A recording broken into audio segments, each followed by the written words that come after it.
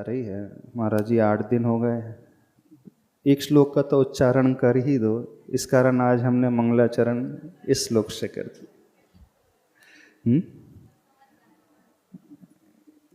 उच्चारण शुरुआत तो कर ही देते हैं। भक्तामर स्तोत्र भाव द्रव्य पूर्ण रूप से होना चाहिए। द्रव्य उच्चारण तो प्राय 90% लोगों को आता है।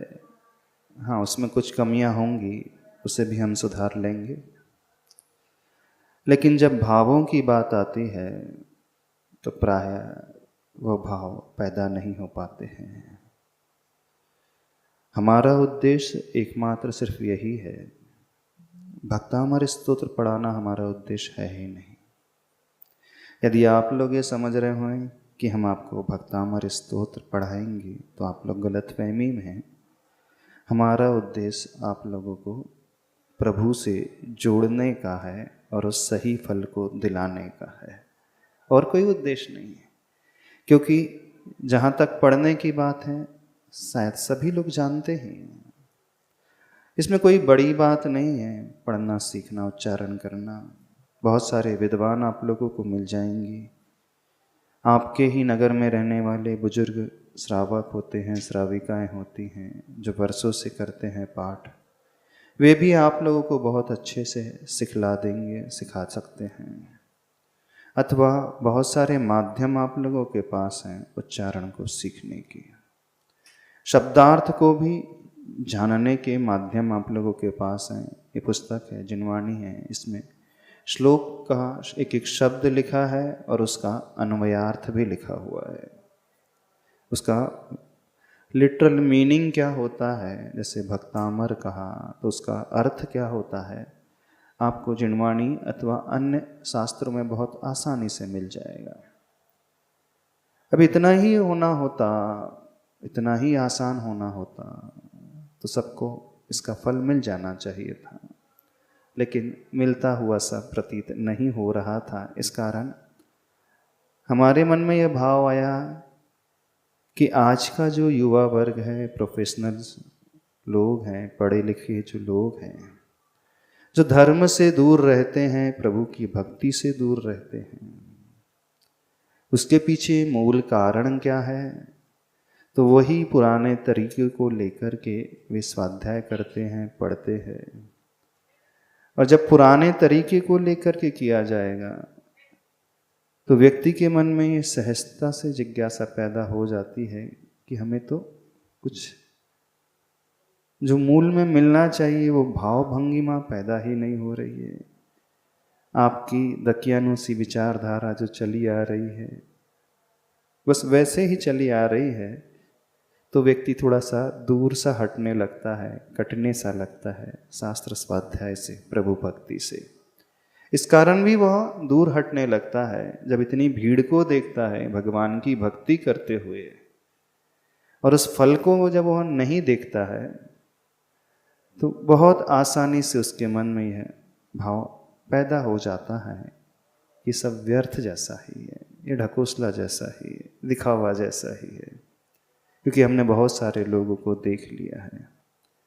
तो समझना हमारी चर्या, हमारा पुरुषार्थ इस प्रकार का हो जाता है कि हम दूसरों को आकृष्ट नहीं करते हैं धर्म की ओर, भक्ति की ओर, बल्कि हमारे तरीके, हमारे मार्ग को देख कर के वो डिस्ट्रैक्ट जैसा हो जाता है।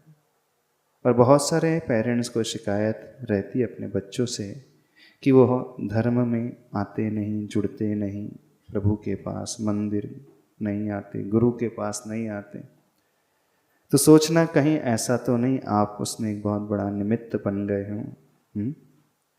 क्योंकि आज का वर्ग जो है, पढ़ा लिखा वर्ग, बिना लॉजिक के एक कदम आगे नहीं बढ़ाना चाहता। जब तक वह उस लॉजिक को नहीं समझेगा तो उसके भाव ही नहीं होते हैं, वो भीतर से श्रद्धा ही नहीं होती है। और इसी कारण वह उन धर्म की ओर आकृष्ट हो रहा है अथवा उन गुरुओं से प्रभावित हो जाता है जो लॉजिक देख करके कुछ भी बात सिद्ध कर देते हैं। बहुत सारे ऐसे वक्ता आपको मिल जाएंगे संसार में बहुत सारे ऐसे गुरु मिल जाएंगे जो बहुत अच्छी स्पीच देते हैं, और जो वो देते हैं उसके पीछे तर्क भी रख देते हैं, तो तर्क के माध्यम से व्यक्ति बहुत आसानी से उस भाव को जोड़ लेता है। तो जो तर्क को समझ करके आगे बढ़ता है, ये तो फैक्ट है, फिर उसकी श्रद्धा बहुत कट्टर हो जाती है, मजबूत हो जाती है। कुछ ऐसे फिलोसोफर भी रहे हैं जिनके उपदेश को सुनकर के बहुत सारे लोगों ने इस जैन धर्म को भी छोड़ दिया। बोले हमारे शास्त्रों में क्या है, हमारे शास्त्रों में तो कुछ भी नहीं है, जो शास्त्रों में है उनसे अच्छा वह समझाते हैं, वह बताते हैं। तो बहुत सारी मैनेजमेंट गुरु की क्लासेस चलती होंगी, बहुत सारे ध्यान की मेडिटेशन के सेंटर चलते होंगे, बहुत सारे रिलैक्सेशन सेंटर चलते होंगे, बहुत सारे काउंसलर्स आज हैं जो मन की दिमाग की काउंसलिंग करते हैं, हमारे विचारों को जो आकुलता व्याकुलता भीतर पैदा होते रहती है उसे शांत कर देते हैं अपनी काउंसलिंग के माध्यम से। नॉट नेसेसरी कि वो डॉक्टर्स ही हों, लेकिन वो बहुत अच्छे तर्कशील व्यक्ति होते हैं। यानी हर कार्य करने के पहले वो उसे तर्क से तौलते हैं, और यदि वह तर्कणा की कसौटी में खरा उतरता है तो फिर उसे वह स्वीकार लेते हैं।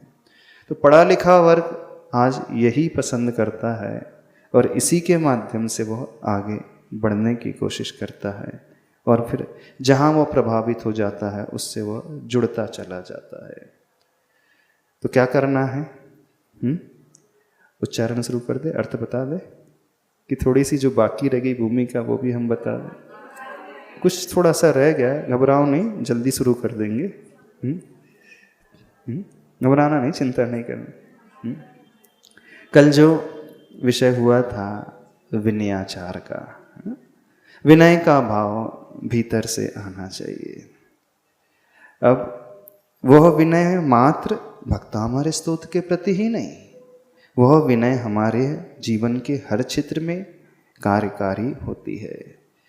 कल हमने एक बात रखी थी, तो शायद उसी बात को एक व्यक्ति ने कह रहा था कि महाराज जी, मेरा एक बेटा बहुत अच्छे जो विनय भाव रखता था, अपने स्कूल के बैग्स को नहीं फेंकता था, आज वो बहुत अच्छी पोस्ट पर है, और दूसरा बेटा वो यदवा तदवा आचरण करता है, पढ़ा लिखा तो वो भी है, लेकिन उस लेवल तक वो नहीं पहुंच पाया जिस लेवल तक मेरा पहला बेटा पहुंच गया। तो आप देखना, आपके बच्चे जो बहुत आगे बढ़ते हैं, कहीं ना कहीं वो इस भाव को अपने भीतर अवश्य बनाए। कौन हमसे कह रहा था कल? हाँ अखिलेश जी, डॉक्टर जी, हाँ थोड़ा बताना कौन सी बात कह रहे थे कल आप हमसे? हमने इस वही बात रखी थी, कुछ बच्चे ऐसे होते जो अपने बस्ते को फेंक देते हैं पढ़ाई के बाद, और कुछ बच्चे रहते हैं हर बुक्स की बहुत अच्छे से केयर करते हैं, अपनी हर नोटबुक को बहुत अच्छे से संभाल करके रखते हैं, और फिर नीडी पर्सन को नेक्स्ट ईयर जब वो हायर क्लास में पहुंच जाते हैं तो अपनी पुरानी क्लास की बुक्स आदि है, नोट्स आदि है, उस स्टूडेंट को सर्कुलेट कर देते हैं, और उससे उनका जीवन भी बिल्कुल बदलता हुआ सा दिखता है। हाँ नमस्ते महाराज जी, मैं ये कह रहा था कि मेरे 2 बेटे हैं, और दोनों बेटे इंजीनियरिंग कर लिए हैं, पर पहला बड़ा बेटा IITian हो गया, हाँ, और दूसरा ने सॉफ्टवेयर इंजीनियरिंग का कोर्स कंप्लीट कर लिया, लेकिन एक उतने लेवल के कॉलेज से नहीं किया है।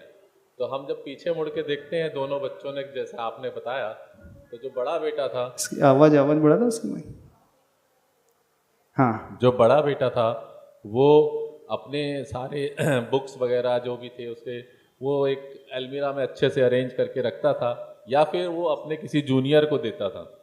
और छोटा बेटा तो था, वो थोड़ा सा लापरवाह कह सकते हैं हम उसको, तो अपना आए स्कूल से बैग वैग यहाँ है, मम्मी ने संभाला करा, तो वैसा चलता था। तो उस तरह से अगर सोचा जाए तो वो चीज़ बाद में आके समझ आती है कि जितना विनय भाव उसने अपने बुक्स के प्रति रखा, उतना छोटे वाले ने नहीं रखा, तो शायद उसको उतना गेन नहीं हुआ। नहीं, आप खुद अपनी पास्ट हिस्ट्री में झांक करके देखना, अथवा उन स्टूडेंट्स के बारे में सोचना, देखना कि जो बहुत सक्सेसफुल रहते हैं, जिन्होंने जीवन में बहुत ऊंचाइयां छू हैं, किसी भी क्षेत्र की बात हो, चाहे स्टडी की क्षेत्र की बात हो, बिजनेस क्षेत्र की बात हो, कहीं ना कहीं एक क्वालिटी उनके भीतर अवश्य रहती है। क्योंकि ऊंचाइयां व्यक्ति ऐसे ही नहीं छू लेता है, फल को ऐसे ही नहीं प्राप्त कर लेता है।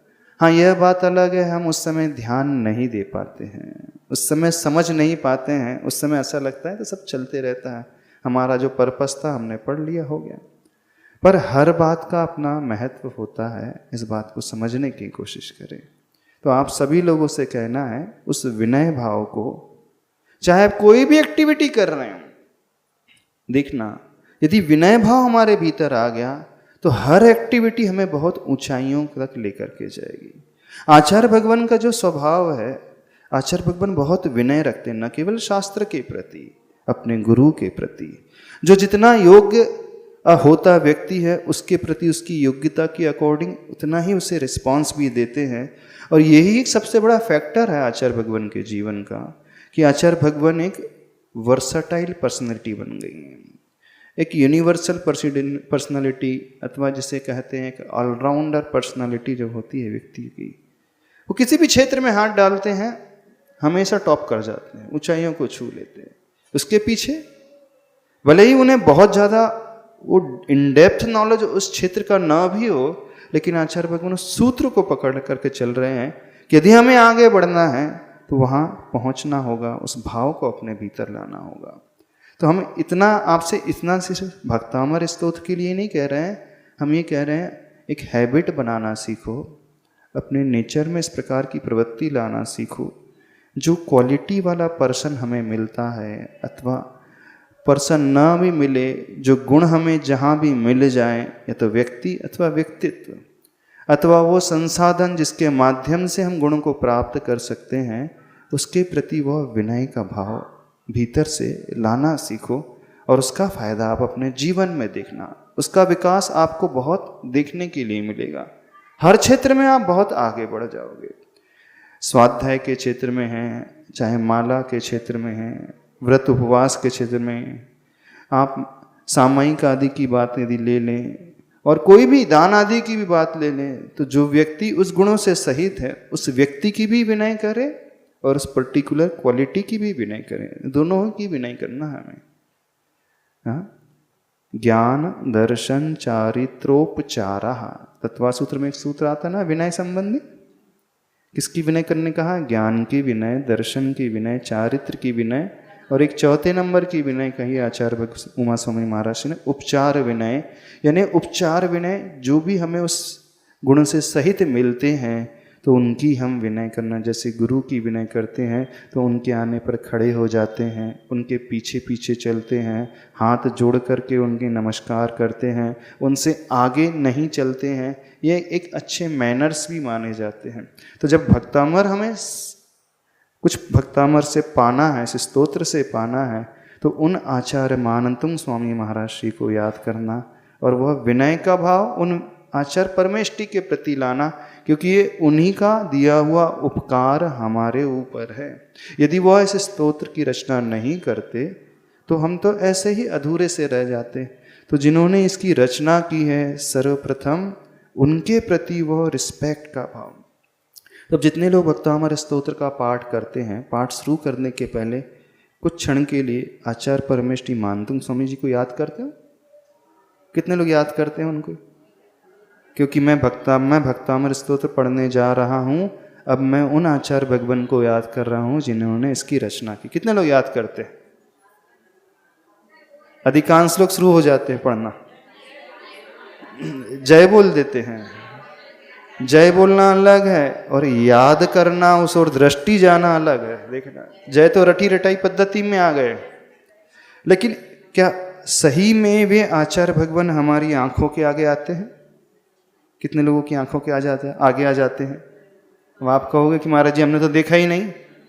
तो ऐसे जो प्राचीन ऋषि हैं, जो रिद्धिधारी मुनि महाराज हैं, कुछ ऐसी इमेजिनेशन हम कर लेते हैं। पुस्तक में चित्र बना है, मान लीजिए आप भक्तामर हैं, बेड़ियों से जकड़ी वो चित्र आपने सभी पुस्तकों में देखा होगा। तो क्या वो आपको अथवा आपके दिमाग में झलकते हैं? कितने लोगों के दिमाग में झलकते? शुरू करने के पहले स्तोत्र बताओ। हाँ, जब स्वाध्याय करने बैठे हो तो हो सकता है चित्र देख करके आपके झलक जाए, लेकिन जो प्रतिदिन पाठ कर रहे हैं उनसे हम पूछ रहे हैं, नहीं है, याद नहीं आते हैं ना। दृष्टि उस ओर नहीं जाती। कहने का मतलब है हमारी बुद्धि में तो वो पाठ बैठा है, लेकिन हम उन्हें याद नहीं करते हैं जिन्होंने हमें यह स्तोत्र दिया। अब हमारा यह कृतज्ञता का गुण हो जाएगा। कृतज्ञता का गुण नहीं हुआ, कृतज्ञता का गुण हो जाएगा। तो फिर वो हमें कैसे सिद्ध होगा? यानी हमने उन्हें ही याद नहीं किया, उन गुरु महाराज को जिन्होंने इसकी रचना की। ऐसा नहीं हमारा भाव अपमान का है उनका, समझना। ये हमारा प्रमाद माना जाएगा, आलस माना जाएगा कि हम उन्हें याद किए बिना ही आगे बढ़ जाते हैं। जो मंगलाचरण किया जाता है ना, जब भी शास्त्र स्वाध्याय किया जाता है तो मंगलाचरण में ओकारम बिंदु संयुक्तम अस्य मूल ग्रंथ कर्तारा सर्वज्ञ देवा आदि, तो उन आचार्य परमेष्टि को सर्वप्रथम याद किया जाता है जिन्होंने इसकी रचना की है। यानी वो भाव, कृतज्ञता के भाव, वो विनय के भाव, वो समर्पण के भाव उनके प्रति, फिर देखना स्वाध्याय का फल भी मिलता है। वो निर्विघ्न समाप्त होता है, वो आनंद को देने वाला होता है, वो कर्म निर्जरण में सहायक होता है और पुण्य को देने वाला होता है। अभी तो सबकी आदत बन गई है पाठ करना है बस। ये बहुत बड़ी कमी है, प्राय बहुत सारे लोगों की कमी रह जाती है। इंटेंशनली नहीं होता, अनइंटेंशनली वह घटित हो जाता है। तो हमने वह उपचार विनय ही नहीं की। ज्ञान गुण की विनय करना अलग है और ज्ञानी की विनय करना अलग है। ज्ञान ज्ञानी के बिना कभी मिलेगा नहीं। ज्ञान तो हो गया, क्वालिटी की बात हो गई, लेकिन वो पैदा कहाँ से हुआ, मिला कहाँ से हमें? उनाचार परमेष्टि से। तो पहला कर्तव्य हमारा उन्हें याद करना जिन्होंने इसे लिखा है। और बड़ी विडंबना, वो ही याद नहीं आते, अथवा याद आते तो कभी कभार याद आ जाते हैं। जब कोई चित्र वाली पुस्तक देखते होंगे, उनका चित्र बना हुआ होगा तो वो चित्र याद आ जाता होगा, बाकी तो अच्छा। किसको याद आते हैं आचार्य परमेष्टि? उमा स्वामी मानतुंग स्वामी महाराज जी। रोज रोज पाठ करते हो तो 2-3 लोग, हाँ माइक से बोलना थोड़ा खड़े होकर, हम देखो तो सही है। समझ देखो, अपनी कमी हम स्वीकारना सीखे तो सही। यदि हम अपनी कमी स्वीकारेंगे नहीं तो कैसे इंप्रूवमेंट होगा हमारे भीतर? हाँ,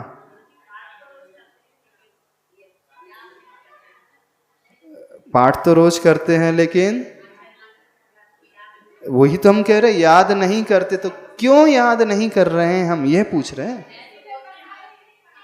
हाँ, जय तो बोल रहे,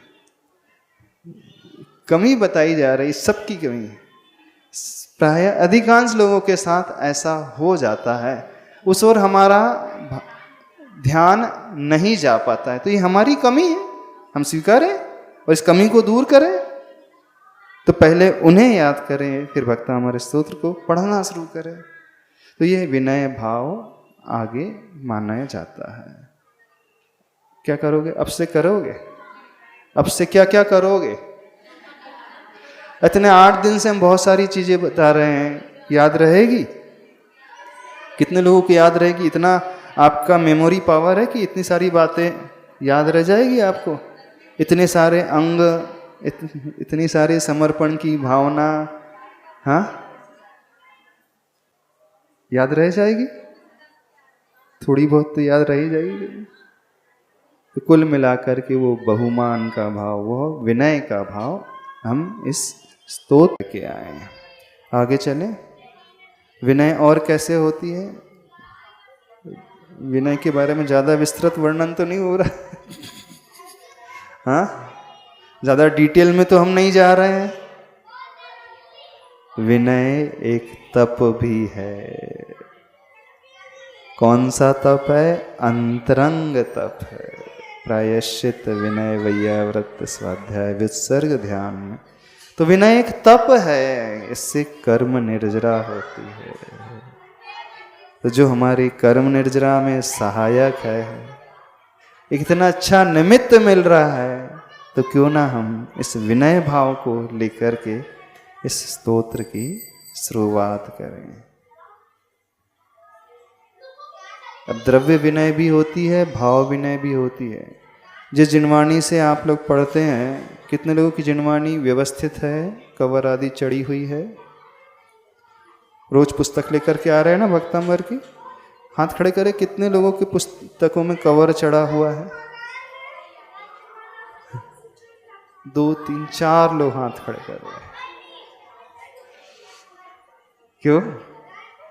रक्षा का भाव नहीं है इसका? अब महाराज जी कुछ दिनों की बात है, फिर हम पढ़ करके उसे तो अलग रख दें, क्या कवर चढ़ाना? क्या कवर चढ़ाना?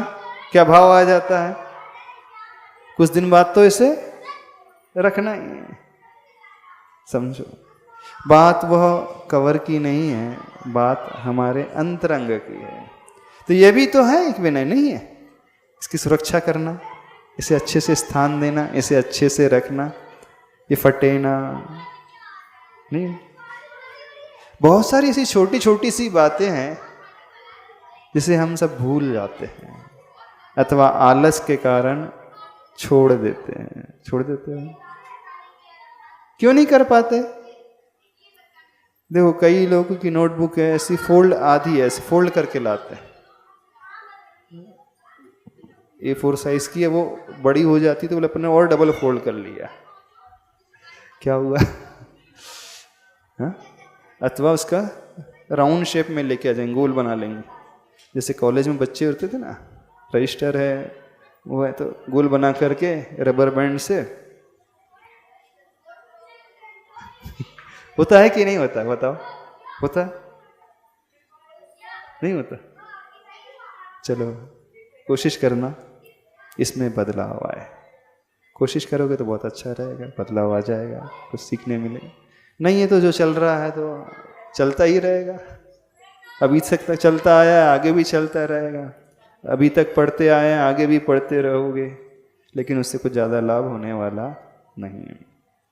तो ये विनयाचार अंग हमारे भीतर होना चाहिए। कितने अंग हो गए? शब्दाचार, अर्थाचार, उभयाचार, कालाचार, बहुमानाचार, विनयाचार। 7वां अंग है कौन सा? उपधानाचार। हाँ, क्रम आगे पीछे हो सकते हैं। उपधानाचार कुछ बताया था ना शायद इसके बाद? उपधानाचार मतलब अपनी प्रिय वस्तु जिससे ममत्व बहुत ज़्यादा है, अटैचमेंट बहुत ज़्यादा है,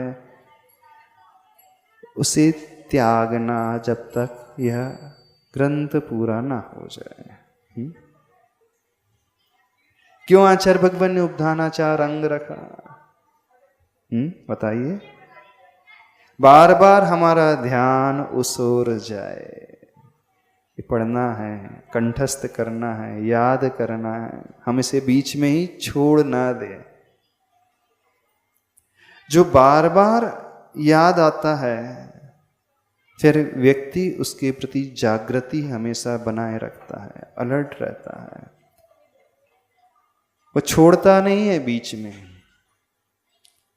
उसके भाव हमेशा पैदा होते रहे, नहीं अच्छे से करना है, अच्छे से करना है। ने बार बार दृष्टि में वह शास्त्र आ जाए, वह स्तोत्र आ जाए। उसके पीछे लॉजिक क्या है? उपधानाचार के पीछे जब हम बार बार उसे याद करते चले जाएंगे, तो साइकोलॉजी के हिसाब से, मनोविज्ञान के हिसाब से, हमारे सब कॉन्शियस माइंड के भीतर, अवचेतन मन के भीतर वो संस्कार डालना प्रारंभ कर देता है। और वो अवचेतन मन पर जब बैठ जाएगा तो अबुद्धि पूर्वक भी उस ओर ध्यान जाता चला जाएगा। कुछ हैबिट ऐसी हो जाती है, न चाहते हुए भी व्यक्ति करते चले जाता है। जैसे किसी को आदत पड़ जाती किसी पर्टिकुलर वर्ड का प्रोनाउंसिएशन करने, उच्चारण में, जब भी वो बोलता है तो एक शब्द उसके मुंह से निकलता ही है। जैसे क्या बोलते? तकिया कलाम। क्या बोलते? क्या कहा आपने? तकिया कलाम। क्या होता तकिया कलाम? क्यों डॉक्टर साहब बताओ, क्यों वो शब्द निकल जाता है बार बार हमारे मुख से? सोचा नहीं हमने? हाँ, सब कॉन्शियस माइंड में। हाँ, वो डीपली इम्प्रेंट हो जाता है और उसको ऑटोमेटिकली वो डिस्चार्ज होता रहता है। यानी बिना इंटेंशन के भी वह निकल रहा है। क्यों? सबकॉन्शियस माइंड में इतना फीड है वो। फीड हो गया है। तो जैसे कोई शब्द फीड हो जाता है, तो आचार्य भगवान हम सबसे चाह रहे हैं उस उपधानाचार अंग के माध्यम से कि हमारे अवचेतन मन में वह एकदम फीड हो जाए और वह अपने आप निकलता चला जाए। जिसे कहते हैं ना, व्यक्ति की सांसों में वह समा जाता है। आपकी सांसों में कौन समाया?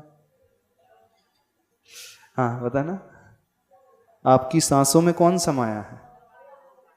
झूठ। नमोकार मंत्र बोल रहे हैं लोग, सांसों में नमोकार मंत्र है। जब आप चलते हैं तो अपने आप नमोकार मंत्र का पाठ होते रहता है। हाँ, श्वास लेने के लिए, ब्रीदिंग करने के लिए व्यक्ति सोच करके ब्रीदिंग करता है। अब बहुत देर हो गई, मैंने ऑक्सीजन ली नहीं शायद, अरे हाँ वाह भूल गया, तब अपना ऑक्सीजन लेना। ऐसा होता है? नहीं होता है।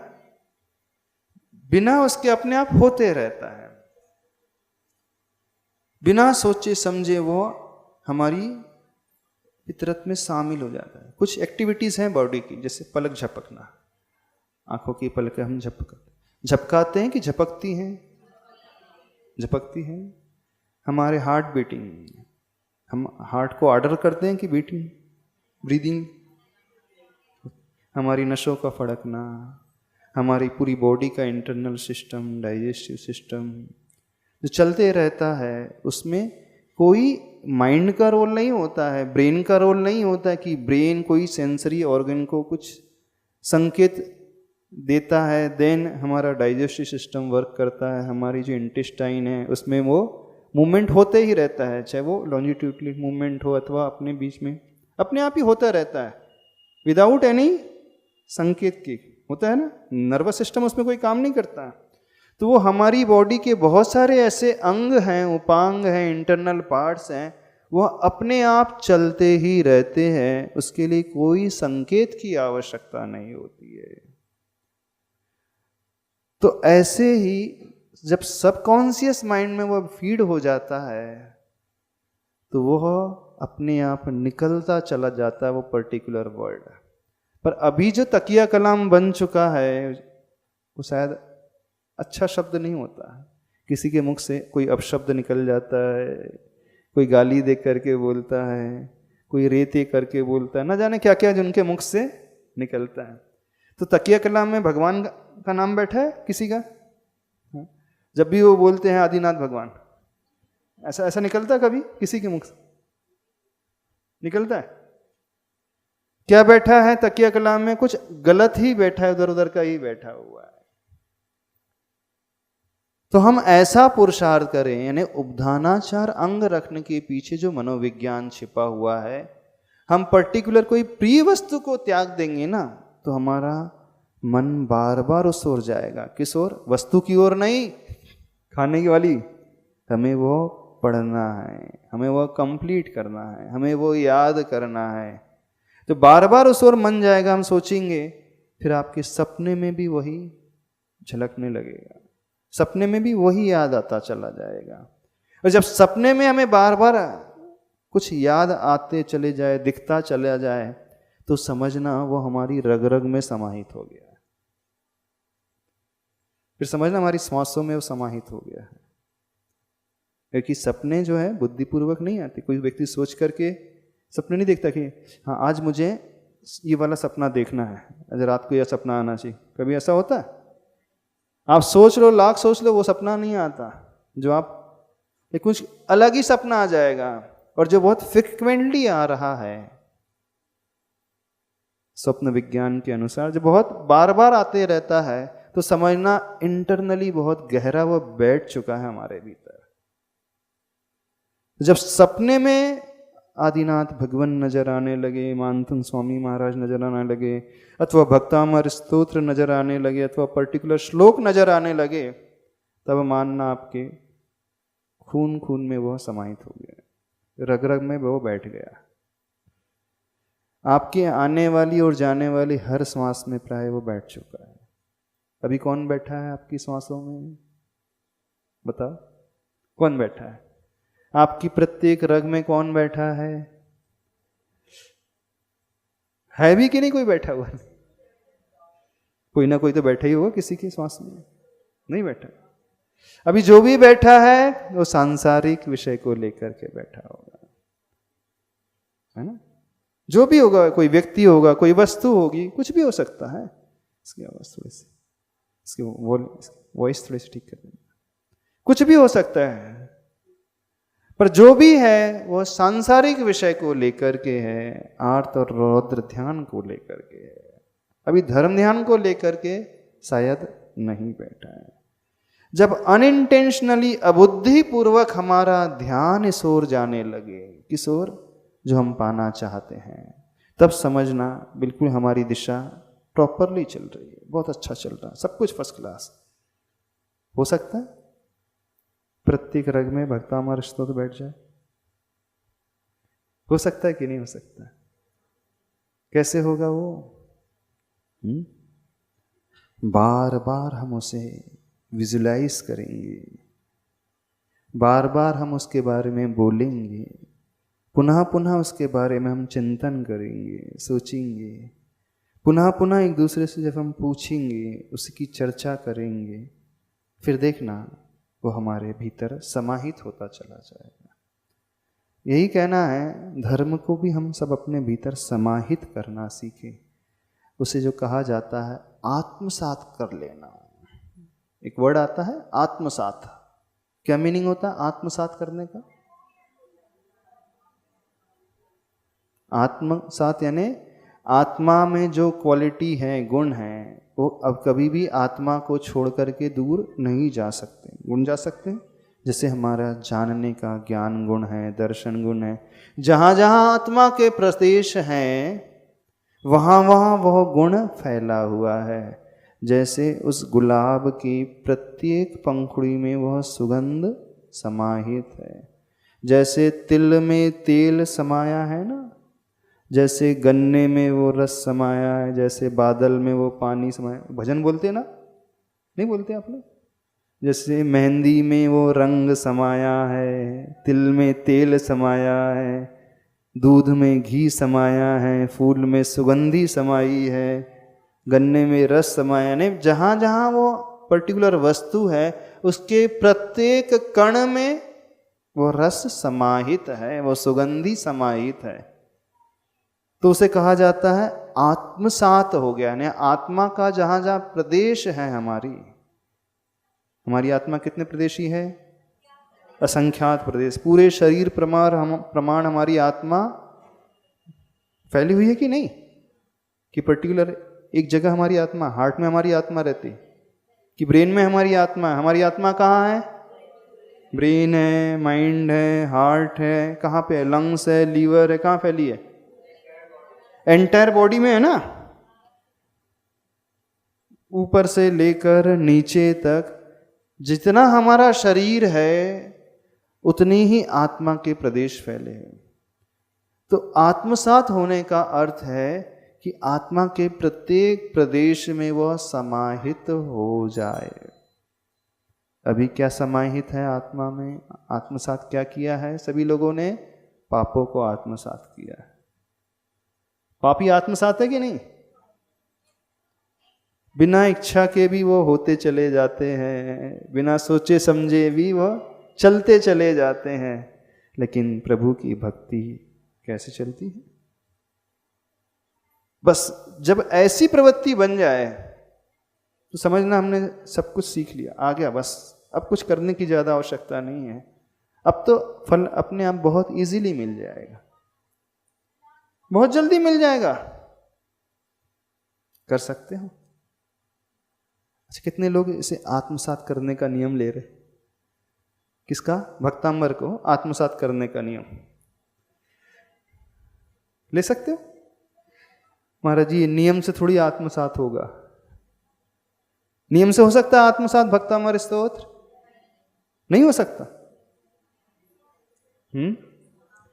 हो सकता है, यदि ये इन अंगों को हम साइकोलॉजी के हिसाब से सोचेंगे, चिंतन करेंगे तो हो जाएगा। और इसीलिए अंग रखे गए हैं, ये उपधानाचार अंग, ये बहुमान आचार, ये विनयाचार, ये प्रत्येक अंग जो है हमें उस आत्मसात करने की ओर लेकर के जा रहे हैं, उस ओर प्रेरित कर रहे हैं। अच्छा एक बात बताओ, पैसा आपके जीवन में आत्मसात हो गया कि नहीं? दिन रात को पैसा पैसा दिखता है कि नहीं? नहीं दिखता। तो क्या आपने नियम ले लिया था क्या पैसे का आत्मसात करने का? परिग्रह आत्मसात है कि नहीं? कैसे हो गया वो आत्मसात, ये बता दो हमें। पंचेंद्री के विषय आत्मसात हो चुके हैं कि नहीं? कैसे हो गए वो? कोई आपने ट्रेनिंग ली थी, कोई बुक पढ़ी थी, कोई संकल्प ग्रहण किया था, कैसे हो गया? जैसे वो आत्मसात हो सकता तो ये आत्मसात क्यों नहीं हो सकता? हमें तो ये बताओ, रीजन बताओ। कारण बता सकते? कौन हमें बताएगा इसका कारण, आत्मसात करने का तरीका? यदि आपको याद हो हमने एक दिन बताया भी था, कोई बता सकते हैं? हाँ, आत्मसात करने का तरीका बता दो, भक्तामर आत्मसात करने का मेथड बता दो डॉक्टर साहब आप। हाँ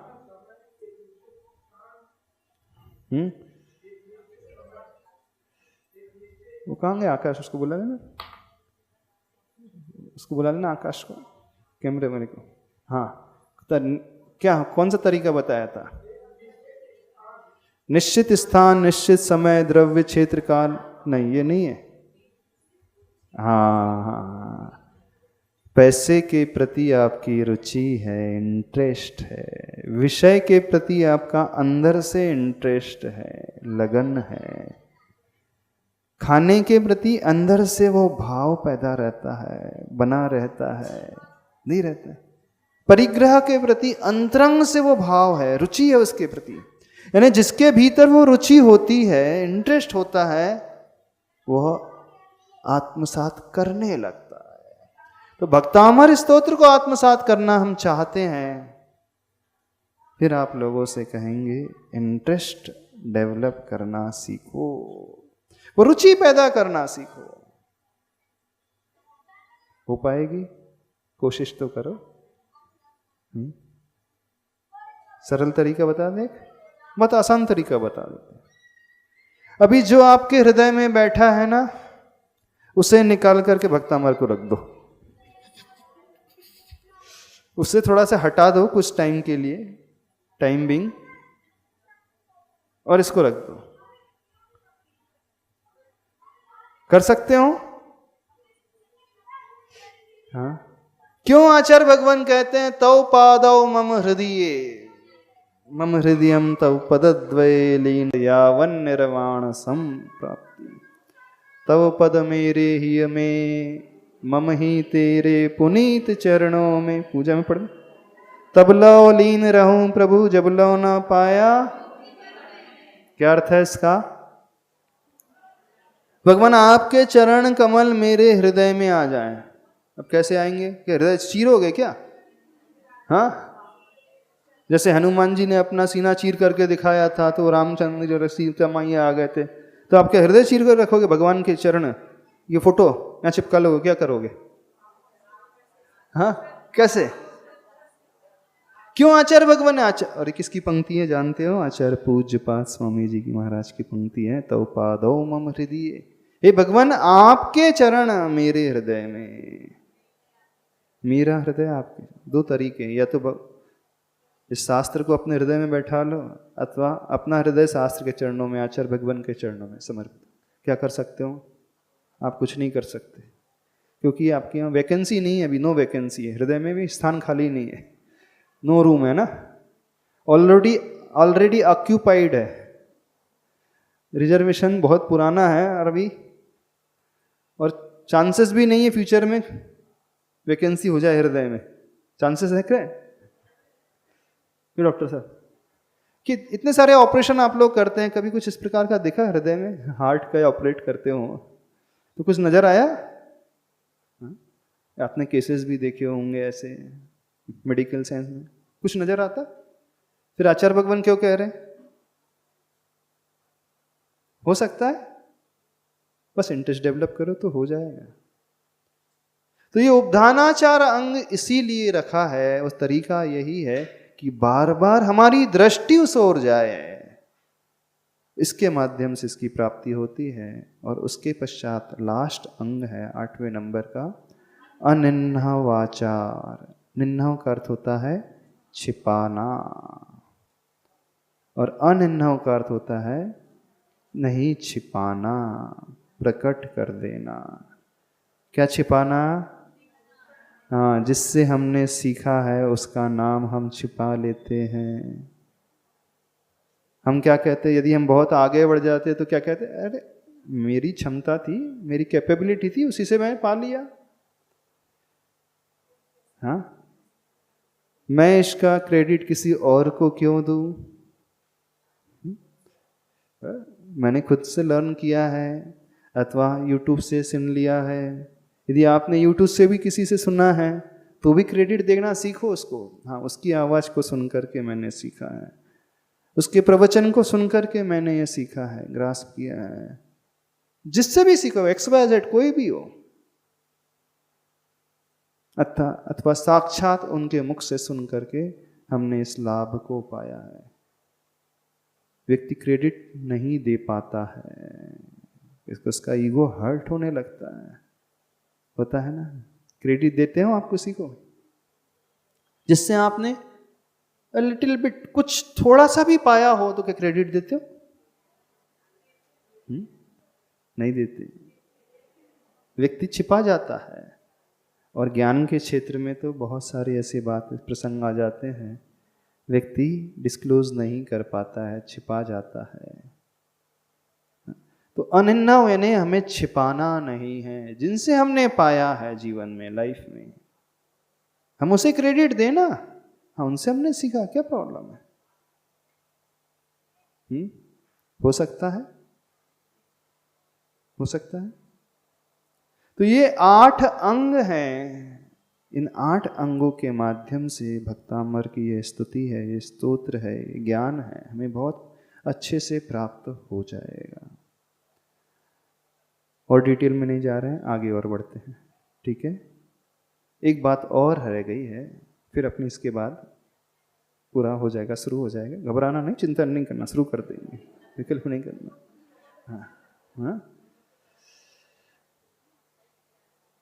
एक बहुत अच्छी बात पूज्यवर सुधा सागर महाराज जी ने कही थी। हम जो भी कार्य करने जा रहे हैं, शुरू करने के पहले कुछ सेकंड्स, कुछ मिनट दें उसकी महिमा के बारे में। ये टॉपिक भी हमने लिया था, यानी वैल्यूएशन निकालने के बारे में। उसकी कीमत जब तक हम नहीं समझ पाएंगे तब तक वो भाव पैदा नहीं होगा। तो हर व्यक्ति को एक नियम बनाना है, जब भक्तामर स्तोत्र शुरू करें, कायोत्सर्ग करें, उसके पूर्व क्या करना है? उन आचार्य प्रभु को तो याद करना ही है, साथ में यह भी अंदर से भाव लाना है, मैं ये जो पढ़ने जा रहा हूँ ये सामान्य नहीं है, ये बहुत महान कृति है।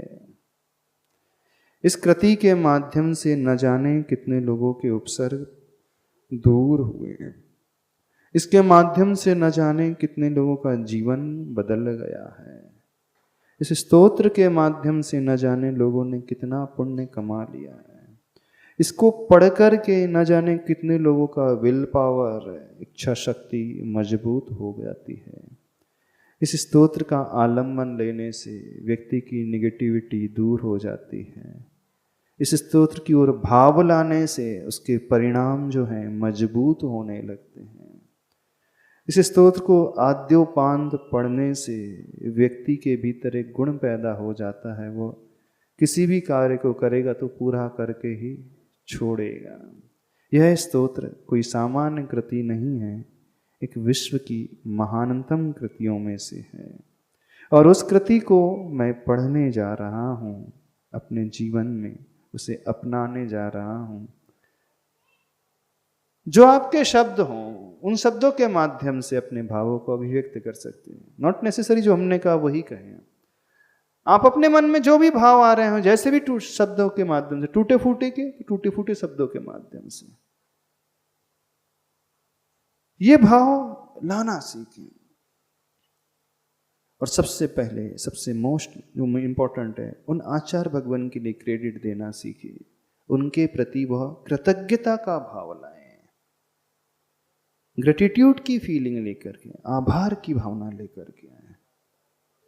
फिर देखना आपकी विशुद्धि बहुत बढ़ेगी, भाव बहुत निर्मल होंगे, बहुत उज्जवल होते चले जाएंगे, आपका मन भी लगेगा और इससे बहुत कुछ पाओगे। और अपनी अस्थिरता दूर करके एक स्थिर स्वभाव वाले भी, दृढ़ स्वभाव वाले भी होते चले जाओगे। जिन्हें बहुत डर सा लगता है, एक लाभ और बता देते, बहुत सारे लाभ हैं इस स्तोत्र की स्तुति के। जिनके मन में बहुत फियर की भावना, डर की भावना रहती है, छोटे छोटे कामों में वो घबरा से जाते हैं अथवा आशंकित हो जाते हैं, होगा कि नहीं होगा क्या पता। कई बार ऐसी समस्या भी पैदा हो जाती है ना, आप कुछ करने जा रहे हो लेकिन मन कहता है करूं कि नहीं करूं, क्या पता सफलता ना हाथ लग जाए। चाह रहे हो लेकिन एक भाव पैदा हो गया, डर पैदा हो गया, क्या पता होगा कि नहीं होगा, बीच में तो नहीं छोड़ना पड़ेगा, अथवा कोई परेशानी तो नहीं आ जाएगी, अथवा बिजनेस में प्रॉफिट होगा कि नहीं होगा, कहीं लॉस तो नहीं हो जाएगा। ने बहुत बार व्यक्ति जो है दोलायमान होता रहता है, डोलते रहता है, स्थिरता नहीं रहती उसके भीतर। स्टूडेंट्स लोगों के लिए खासकर, क्या पता पेपर में मैं क्लियर होऊंगा कि नहीं, एग्ज़ाम क्रैक करूंगा कि नहीं, परसेंटेज अच्छे आएंगे कि नहीं। ये तो बहुत सारे लोगों के बच्चों के मन में पैदा होता ही है विचार। जब जब एग्ज़ाम हॉल में जाते हैं उसके पहले, अथवा पढ़ना शुरू करते हैं उसके पहले, ये भाव आता है कि नहीं, डर का भाव। नहीं हुआ तो लोग क्या बोलेंगे, 2 अटेम्प्ट हो चुके हैं, अब तीसरा आ रहा है, 2 में तो मैं निकल नहीं पाया, अब क्या होगा, होगा भी कि नहीं।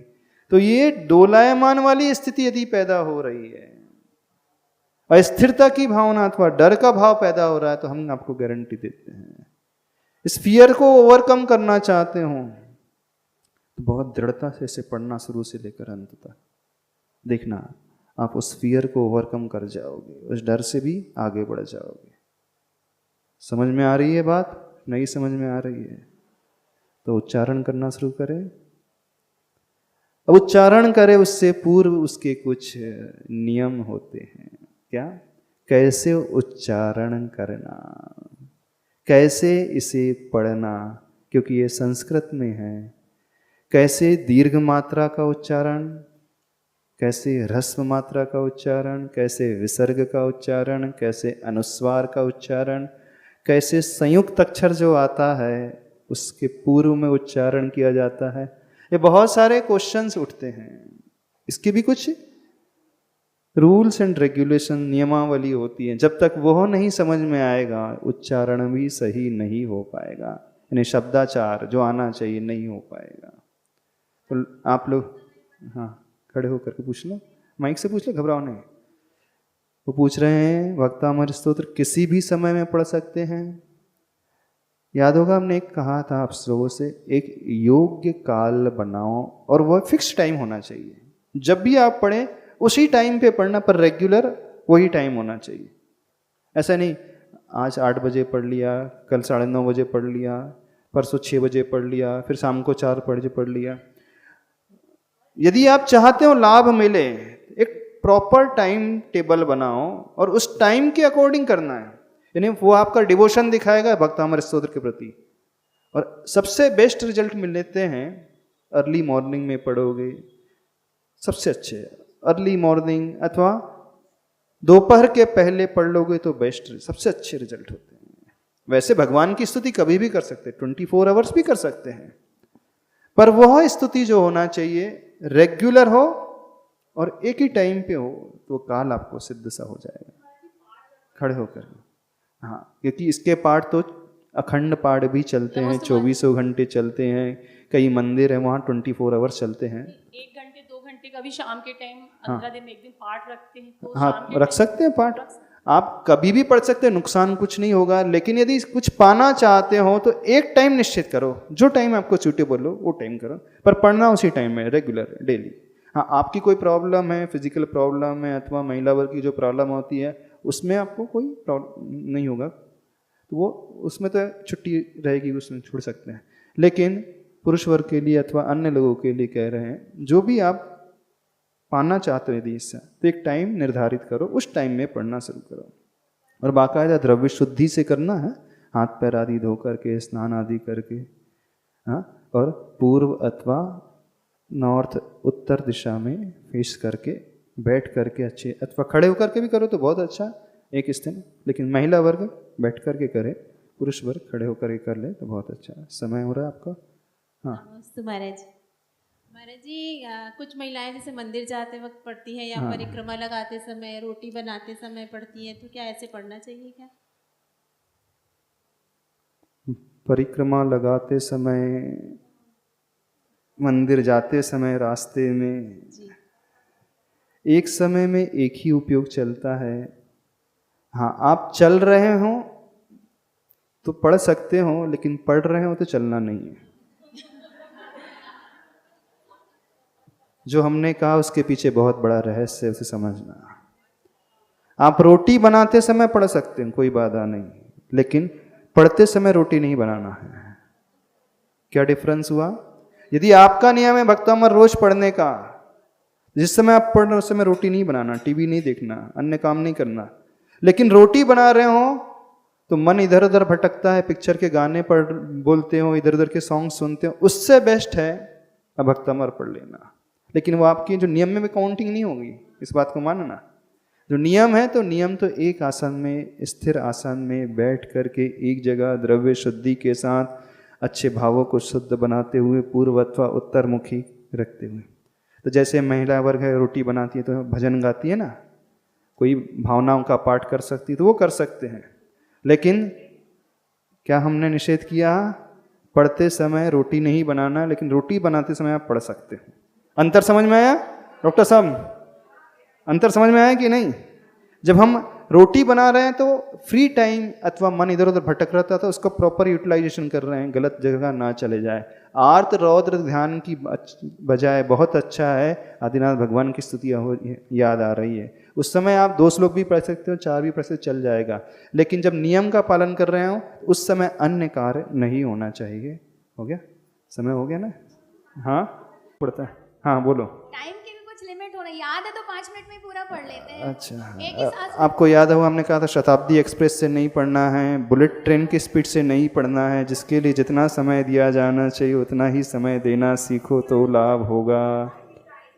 टाइम क्या होना चाहिए अब हम बताएंगे, कितना टाइम लगेगा आगे बता देंगे, कितना टाइम लगना चाहिए, कैसा होना चाहिए, उसके बाद।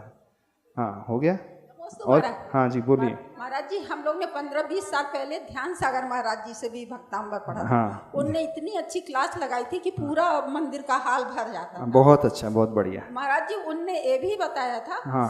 कि अभी आपका प्रश्न क्या है वो पूछिए। वही पूछ रही हाँ, ना, हाँ। क्या कहते हैं हम लोगों को महाराज जी उनने ये भी बताया था कि जब चौका लगाते हैं हाँ। तो चौका लगाते समय अपन को भक्तांबर का पाठ तो पढ़ना चाहिए, जिससे विघ्न बात। हाँ तो हमने तो कहा ना, रोटी बनाते समय आप पढ़ सकते हो, लेकिन भक्तांबर पढ़ते समय रोटी नहीं बनाना। नहीं तो महाराज जी मेरा कहने का मतलब ये है कि अपन रोटी तो बना रहे हैं। हाँ। और चौका लगाए तो सभी तो काम कर रहे हैं। चलो आज समय हो गया, आज समय बोलिए आदिनाथ भगवान की जय। बाकी जयवाणी के ज्ञान से सूझे।